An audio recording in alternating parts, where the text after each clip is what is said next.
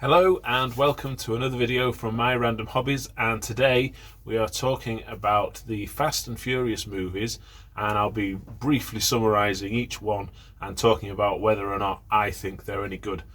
Okay, so here we go.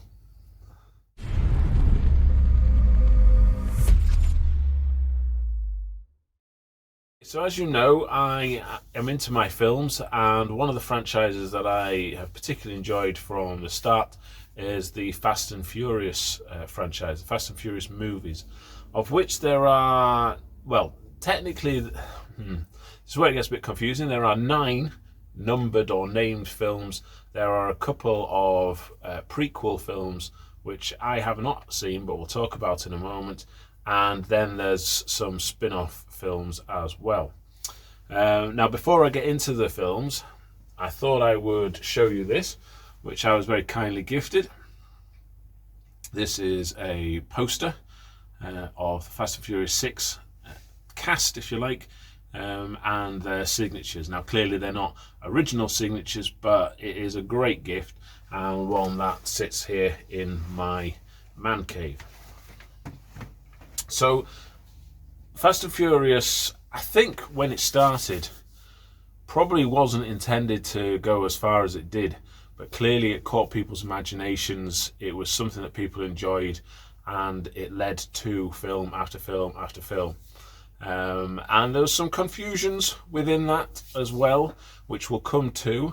But it is a good franchise. It's what I would consider to be harmless movie fun. Yes, can be a bit violent at times, but you know, if you like your cars, if you like car chases, then this is the sort of thing for you. And also it's got some really big names in.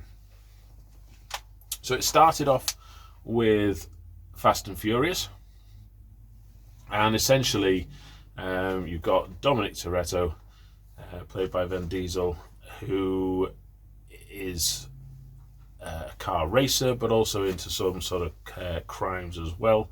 And it's up to Paul Walker, who plays Brian O'Connor, to sort of infiltrate his gang, if you like, and bring him down. So Paul Walker is Brian O'Connor is a policeman, and trying to bring the gang down. However, it's within the film that he gets caught up in it all, particularly the sister, where he obviously fancies her, builds a relationship with her, builds a relationship with Dominic as well, and becomes part of the car racing scene, if you like. And at the very end, he lets Dominic go.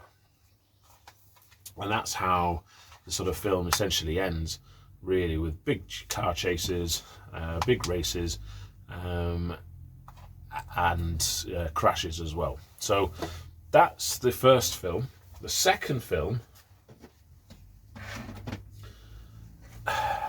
now there is a prequel to the second film, but essentially, and the prequel sort of goes through Brian's life after letting Dominic go, and getting to this point, really, where in this film the police sort of force Brian essentially to cooperate with them, to infiltrate again a particular drug lord, I think it is, and try and bring him down. And this is where we meet this character here.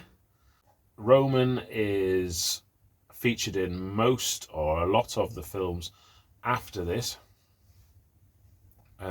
where, you know, he plays a Jack the lad, likely lad, someone who's trying to how to phrase this. He's larger than life, thinks he's larger than life, believes he's larger than life, and consequently that has repercussions in things that they do. And we do meet other characters in this film that we see in future films as well. So it's something, again, that falls in line with the time sequence, this film. They don't all. So in this, they do achieve their goal. They stop the drug lord. There's relationships again. You don't see Mia or Dominic in this film at all. So Vin Diesel doesn't appear in this film, but it's the sort of a stepping stone to what's to come. I think it was a sequel to a film that was popular, but probably came out a little bit quicker than some films.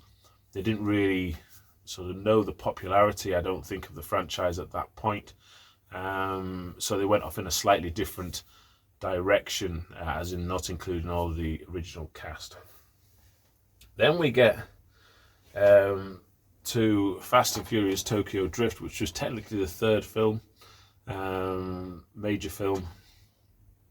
And again, they loop back to this film in later Fast and Furious movies, but I don't think, again, at the time when they produced this, it was meant to be linked to all of the future stories.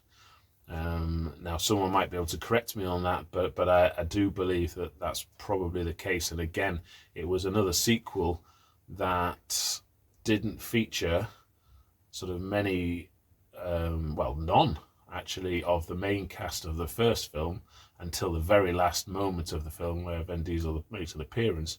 But it does introduce another character, Han, who features in later films.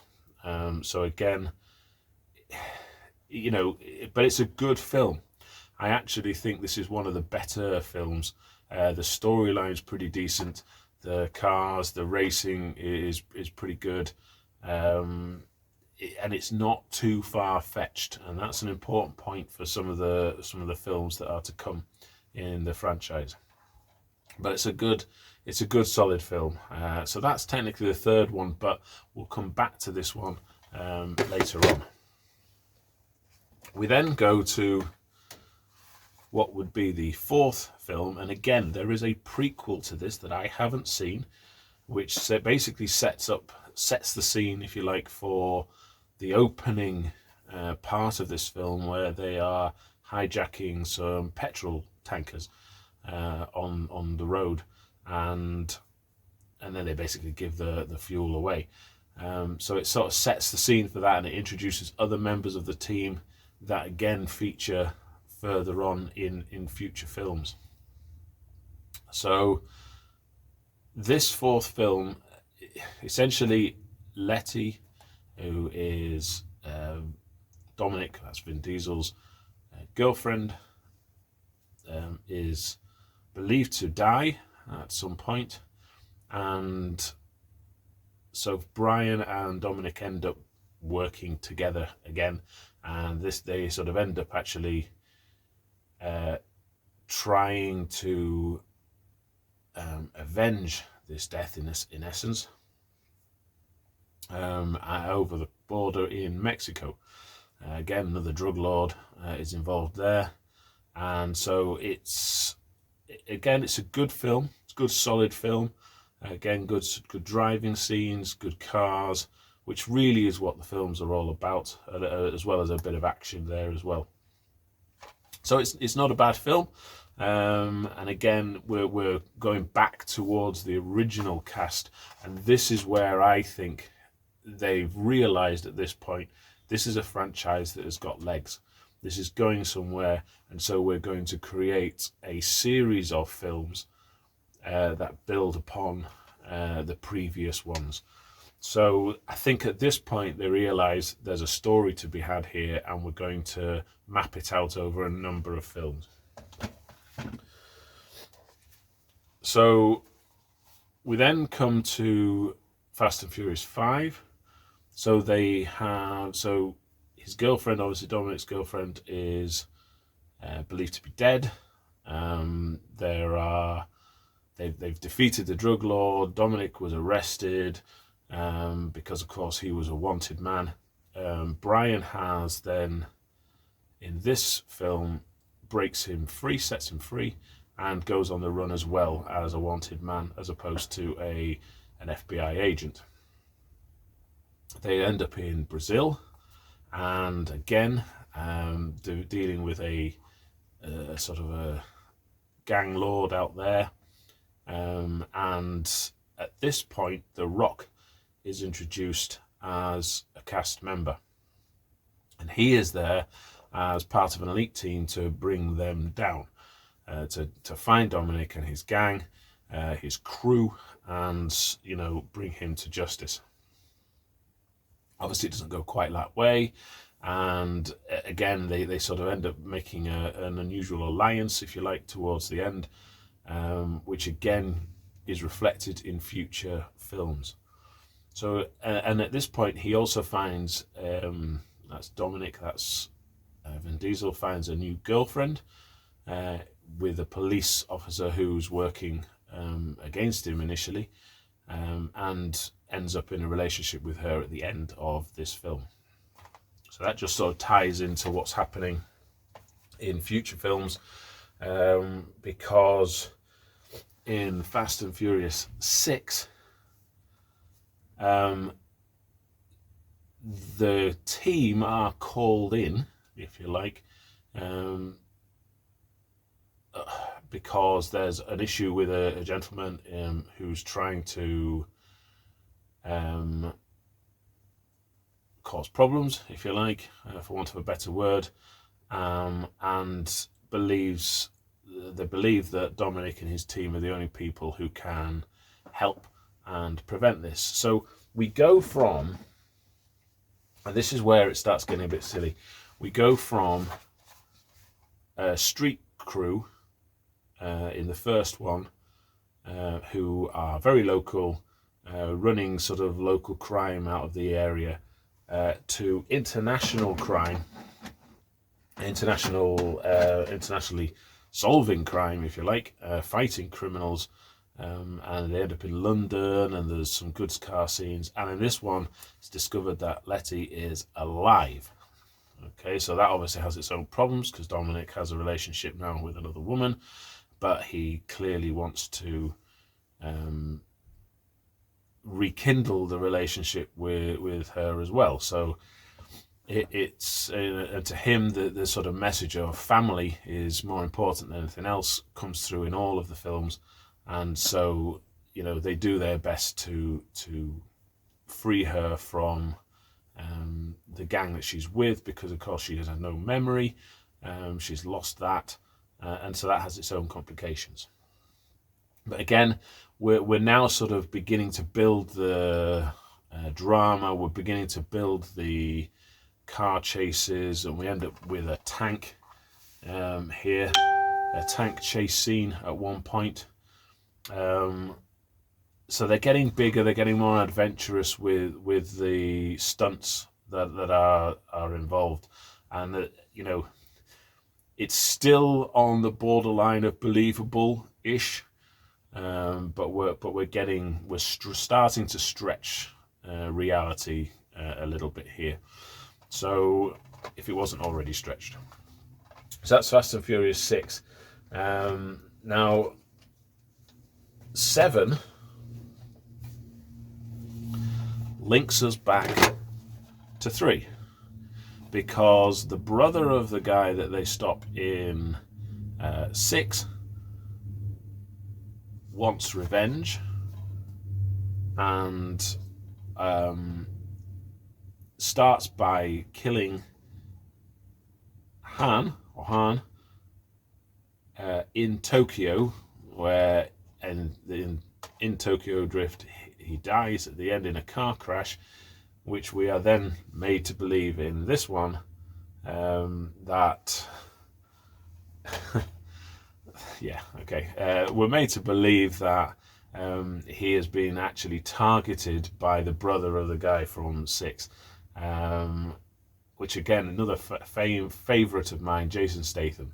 So Jason Statham is avenging his brother, who's been incarcerated and put in hospital by the crew in 6. Tied in with that, there's also an element of a weapon, if you like, that might fall into the wrong hands, and again, Vin Diesel's crew, Dominic's crew, are recruited by the government to retrieve this device called God's Eye. So again, throwing the two stories together, it becomes a bit chaotic. Clearly everyone's kind of against each other, but it all obviously turns out all right in the end. But yeah, it's a little bit ridiculous in points. And again, I think it's this one where they jump a car in Dubai from building to building. I think it does 2 jumps in total, so from one to another, then to another again. You know, however many stories up.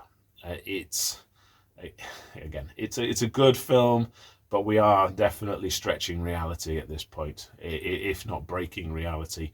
But to me, it's still good fun. Okay, still just about plausible. Then we move to Fast and Furious 8, and at this point, Dominic appears to go against the rest of his team. And we also find that Jason Statham appears later on, The Rock is in it again, and they kind of all team up eventually to help him out, or help his crew out, because there is a character that's basically got Dominic by blackmailing him, if you like, because of his son, which he didn't know he had, via the other girlfriend from number 6. Okay, so that's a good film. It ends with a submarine chase on ice, again stretching the plausibility, but you know, it's okay, it still works, and it's a good film.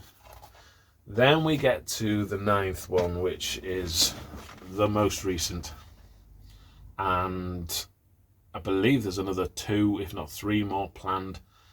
I hope to goodness they rein it back from this one, because this one got stupid silly. The stunts, the ideas, the notions are just stupid, if I'm being perfectly honest. I actually was really, really disappointed with this film as a fan. So not something I would particularly recommend. However, it probably leads on to the story further down the line. I mean, they end up in space in a car, so that's kind of how ridiculous this is. Then there are further spin-offs, and this is one of them, Hobbs and Shaw, where the two of them end up working together. They don't like each other, against a sort of international organization, if you like, and they've definitely left this one open. This was a good film. I enjoyed this, and they've definitely left it open for another series, another film, following on from this. So it's a huge, huge franchise. I've talked a long time about this, really. We're on 18 odd minutes, I guess, by this point. But it is a great series of films, with the exception. There's always an exception to the rule, and I do hope that they tailor that back a little bit in future films, because I will still want to watch them, but not if they're like that. Okay, there we go. I hope you've enjoyed that sort of brief summary. If you agree, disagree, please let me know. Please like, please subscribe, and I will see you again soon for another video. Take care for now. Bye-bye.